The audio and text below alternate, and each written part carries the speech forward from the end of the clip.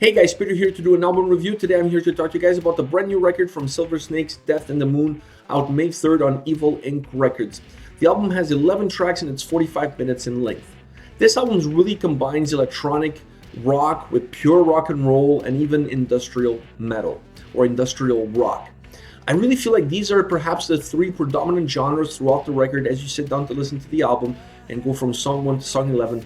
These are perhaps the more predominant genres. I don't think they're the only genres on the record as far as influences are concerned, but these are definitely the more predominant ones, the ones that leave a bigger fingerprint.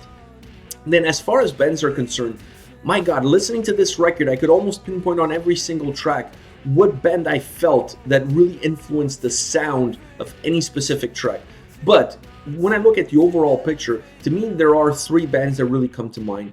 One is Ministry, Garbage, and Nine Inch Nails. I really feel like these perhaps were the three that had the biggest part at play. When you look at the creation of the record, how the songs were put together, the sound, the structure, the feel, the mood, the atmosphere of the overall record, I really feel like these three are perhaps the bigger players. There are others, and that is really obvious as you're listening, as you sit down to listen to the record. But to me, I really felt that these three were the predominant factors, if you will. Now, having said that, all of these influences are at play, but I didn't get the feeling that this was an album where a band has that connection with those bands, with those genres, and almost takes the best that those genres and those bands had to offer, and then kind of twists and turns and makes it their own. I honestly didn't feel that way listening to this record. I felt that this record can stand on its own. You can feel the influences, sure, they're noticeable.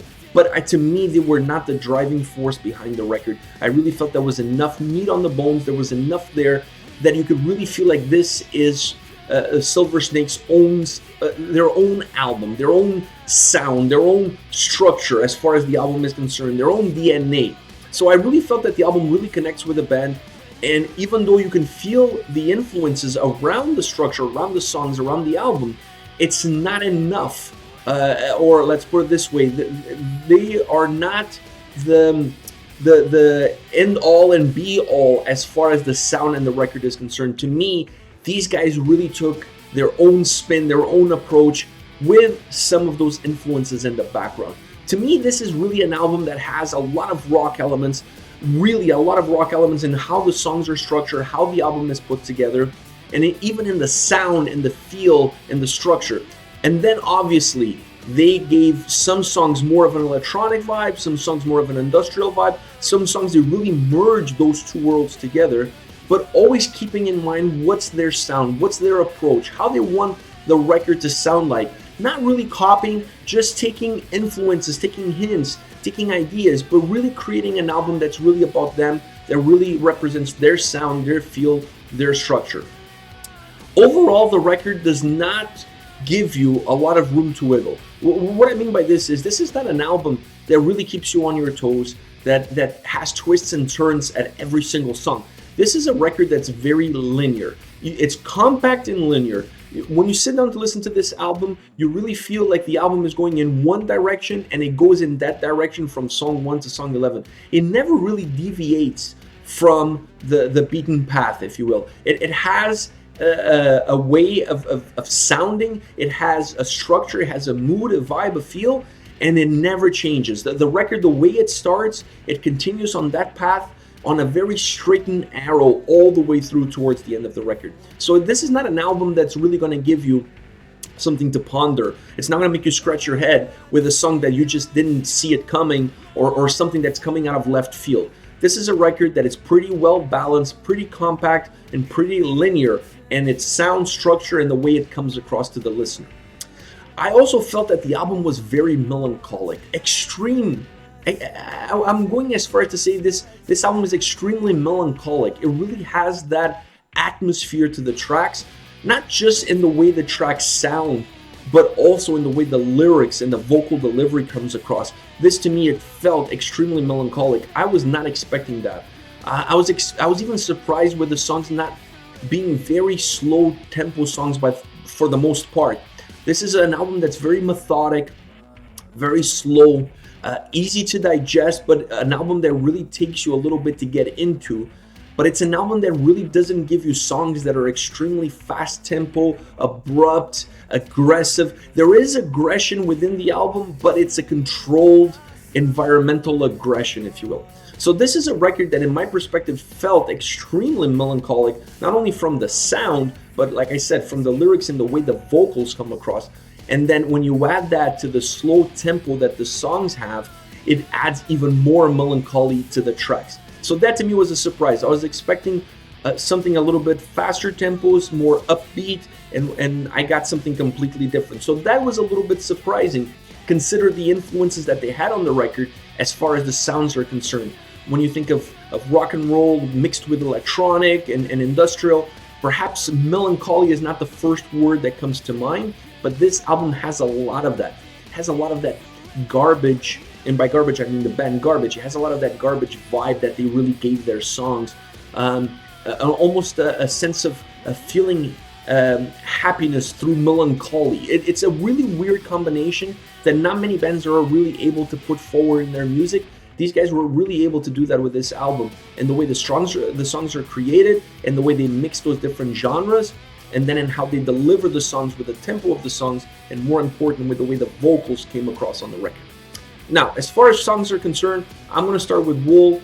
This is more of an industrial feel mood song. I picked 3 songs that were very different in style, and I wanted to pick a song that really represented more of the industrial side of their sound, and this one is one of those. Has a heavy rock bass undertone to it, and that's perhaps the best way to describe the song. Is a song that has a pure rock and roll carriage, and then it has an industrial feel mood to the overall sound of the track. It's really a mixture of rock with alternative rock and with industrial electronic sound, and all of these elements are really present in this song. And this is perhaps one of those songs that really is able to mix a lot of different factors, a lot of different genres, and still come across this very unique, very refreshing sound. While the song, in my opinion, is more bass rock and roll driven, the song throughout, from the beginning to end, it never really sheds its industrial skin, and then once in a while there's some sprinkles of electronic here and there. I like how they did that. They didn't overdo it. They really blended these 3 styles, which to me are the predominant styles of the record. They really were able to blend them well within one single track, and this is one of my favorite tracks on the album. Another song I want to talk to you guys about is Tessa Rae. This to me is more electronic. While Wool had more of an industrial feel with some electronic elements to it, to me this song is a lot more electronic. It has a lot more of that vibe, of that DNA throughout. Not just in the way the song sounds like, but also in the way the vocals come across. The vocals have that electronic sound to it, so that really mingles well with the way the overall sound of the song and the overall structure and feel of the track. This song almost felt to me like a mid-90s to late 90s post-alternative sound. A lot of bands were using this sort of electronic mixed with rock and roll, mixed with alternative, and these guys kind of piggybacked a little bit of that era, the mid-90s to the late 90s era, and created a song that was really reminiscent of that time period, but still sounding very fresh and very new. Last but not least, Lavender. This song was really a surprise. I said before that this album is very, very linear, doesn't really offer you a lot of surprises. Actually, if there's one surprise on this record, is this track. Lavender was a very different track. First of all, they used a female vocalist on this track as the primary vocalist. There is male vocals there. The two kind of come in and out. They kind of take turns.